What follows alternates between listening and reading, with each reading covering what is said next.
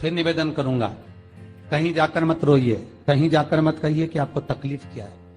ना रिश्तेदारों से, ना नातेदारों से, ना कुटुंब से, ना कबीले से, ना अपनों से, किसी से नहीं कहना कि दुख क्या है। बस इतना करना कि किसी मंदिर में अगर पूजन करने जा रहे हो, आप जिस पाठ को कर रहे हो, जो पाठ आप करते हो, हमें ये भी नहीं कहना कि तुम शंकर का पाठ करो, हम तो ये भी नहीं कहेंगे कि शिव कवच करो, हम ये भी नहीं कहेंगे कि तुम हम बताएं वो वाला पाठ करो। तुम तो जो पाठ करते हो, तुम जो स्मरण करते हो, जो तुम मंत्र जाप करते हो, जो तुम नाम जाप करते हो, तुम्हारी मर्जी, तुम जो जपते हो, बस उस जप के समय पर कटोरी में, गिलास में, तांबे के पात्र में, पंचपात्र में जल हो और उस जल का आचमन, उस जल का सींचन दुकान पर, घर पर रोज करना प्रारंभ कर दो। आधे से ज्यादा तुम्हारी तकलीफ, आधे से ज्यादा तुम्हारा कर्जा, आधे से ज्यादा तुम्हारा दुख तो भगवान यूं ही समाप्त कर दे। यूं ही हम जल कौन सा सींचते हैं भगवान? अपनी दुकान पर पानी कौन सा छोड़ते हैं? अपने घर पर जल कौन सा सींचते हैं? जब मटके में से भर कर लिया है, कुंड में से भर कर लिया है, अपने घर में नल में से भर कर लिया है और वो पानी लाने के बाद में अपन सब दूर छीट दिया। अपन वो वाला पानी कभी नहीं छीटते जो रखा है, जो आराधना के लिए रखा है, साधना के लिए रखा है, जो भगवत स्मरण के लिए रखा है, हमने वो नहीं छीटा। हम तो भर कर लाए और छीट दिए। अरे भाई, बहुत दुख है, बहुत तकलीफ है, बहुत कष्ट है, कहीं मत भटको। जिससे तुम्हारी अच्छी पटे उसका स्मरण कर कर, उसका भजन कर कर, उसका कीर्तन कर कर, उसका नाम जाप कर कर। हम तो ये भी कहते हैं कि तुम जो भजन कर सकते हो, तुम जो स्मरण कर सकते हो, तुम्हारी चित्तवृत्ति में जो अच्छा हो तुम वो करना। हम भी बताएं तो भी मत करना। तुम्हें अच्छा लगे तो करो, नहीं लगे तो तुम जो कर रहे हो बहुत अच्छा करो, तुम उसको जप।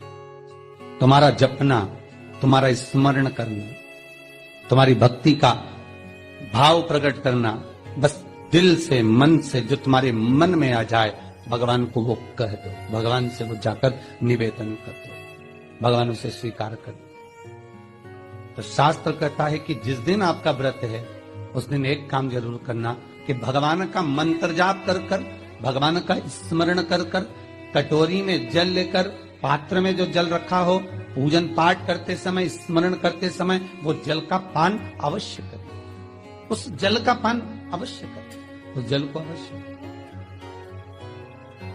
क्या होता है जल का पान करने से? शिव महापुराण की कथा कहती है, चाहे आप हनुमान चालीसा पढ़ें, चाहे आप राम रक्षा स्तोत्र पढ़ें, चाहे आप देवी कवच करें, चाहे आपकी मर्जी पड़े, जो पाठ पूजन करें, बस एक निवेदन है, पूजन पाठ करते समय एक कटोरी में, तांबे के कलश में, एक गिलास में जल अपने नजदीक में जरूर रखें। क्या होगा उससे?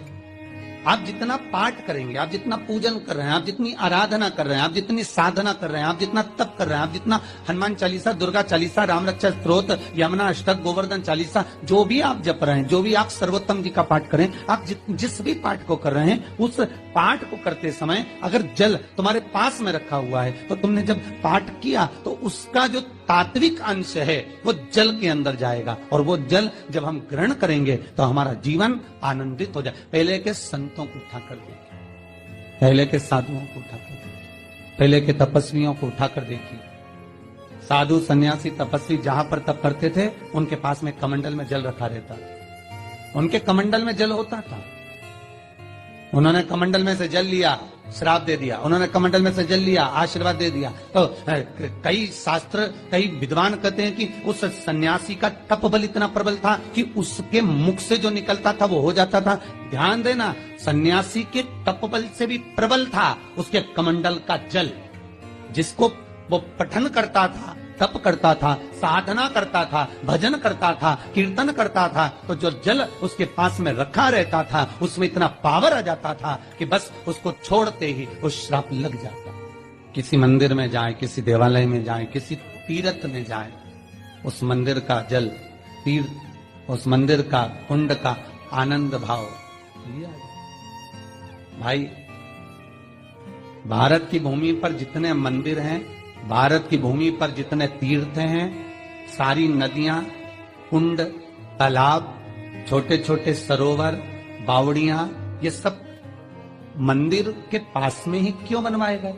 ये कुंड, ये बावड़ियां, ये तालाब, ये सरोवर, ये कुएं, ये सब मंदिर के करीब में, तीर्थ के करीब में क्यों बनाए गए? उसका कारण केवल इतना है। और क्यों इतने पवित्र होते हैं? क्योंकि वहां भजन करने वाला, वहां साधना करने वाला, वहां स्मरण करने वाला, वहां कीर्तन करने वाला, वहां मंत्र जाप करने वाला, वहां नाम जाप करने वाला जब जप करता है, साधना करता है, पाठ करता है, तो उसका तेज पुंज उस जल में चला जाता है। उस जल का पावर इतना प्रबल होता है कि जीव अपने आप कल्याण हो जाता है।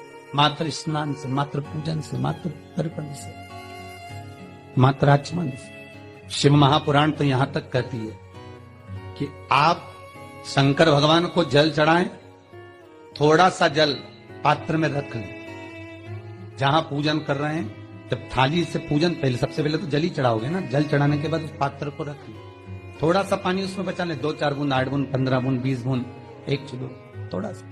भगवान शिव की आराधना करी आपने, दिया बत्ती करा, पूजन करा, आराधना करी, मंत्र जाप करा, घंटी का नाद करा, और भी लोग आए, उन्होंने भी भगवान का नाम लिया।